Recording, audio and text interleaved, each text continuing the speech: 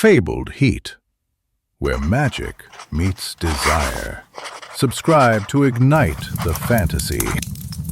I am death, not the romanticized figure whispered about in hushed tones, but the stark, inevitable end, the cessation, the period at the end of every living sentence.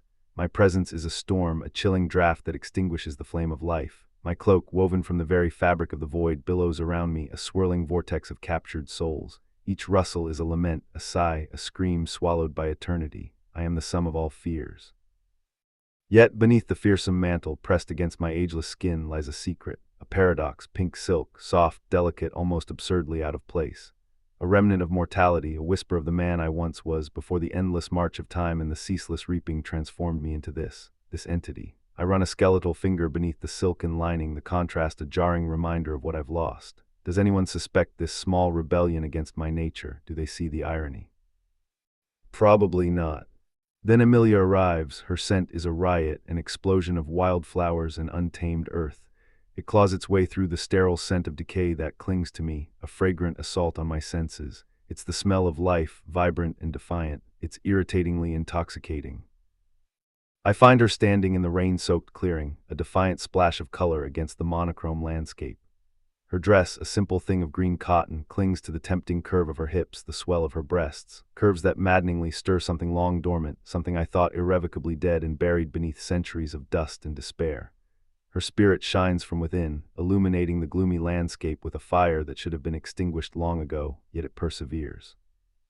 She knows who I am, of course. All mortals do on some primal level, but there's no terror in her eyes, only a strange, unsettling acceptance, curiosity. "You're here for me," she says, her voice a soft melody against the drumming rain. It's not a question, but a statement, delivered with an unsettling calm. She stands tall, regal even in the face of her end, a queen accepting her fate. My gaze drops to the frantic pulse throbbing in her throat, a tiny drumbeat of life against the pale canvas of her skin.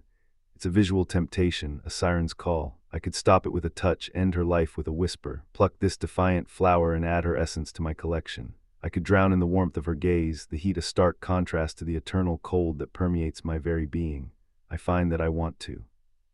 My fingers twitch, skeletal and eager. Duty, cold and unyielding, demands I take her. She is on my list, her time is up, the fates have decreed it. There is no room for emotion, no space for deviation. I am a tool, an instrument of cosmic balance. But then she takes a step closer.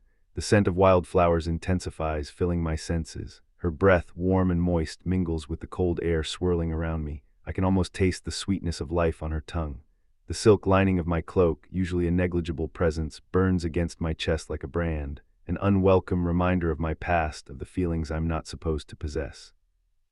For the first time in centuries, I hesitate. The gears of my being grind to a halt, the relentless machine of death sputtering and stalling. It's a dangerous thing, this pause, this contemplation. Her lips part, and the words that escape them are a spark that ignites a wildfire within me. What if I don't want to go? The question hangs in the air, a challenge, a dare. It's absurd, illogical, impossible, but it's also intriguing. The storm inside me breaks. The carefully constructed walls I've erected around my emotions crumble, and a torrent of repressed feelings threatens to consume me. Desire, regret, longing, and something akin to hope. The shadows that constantly writhe around me, extensions of my power, howl in protest. They sense my weakness, my fracturing resolve. They crave the order I'm abandoning. Amelia's hand, small and surprisingly strong, slides up my chest, her fingers brushing against the cold metal of my breastplate. She finds the hidden silk, her touch sending a jolt of electricity through me. It feels like 1,000 suns suddenly blazing to life beneath my skin. "This," she whispers, her voice husky with a mixture of fear and defiance, "is who you really are." Her touch brands me, searing my soul with a warmth I haven't felt in eons. It's a betrayal of everything I am, everything I represent. The cost of this moment will be agony, cosmic repercussions, a shattering of the natural order. My existence teeters on the brink of implosion. But as her mouth crashes against mine, her lips soft and yielding against the cold hardness of my own, I know with a terrifying certainty, I will let the universe burn before I let her go. The kiss is electric, wild, a desperate plea for something more than oblivion. The rain pours down, washing away the centuries of ice that encased my heart, leaving behind a molten core of what? Love, obsession, I don't know, I don't care. All that matters is this moment, this touch, this defiance of fate. The shadows scream, the universe trembles, but in her arms, I've finally found something worth fighting for.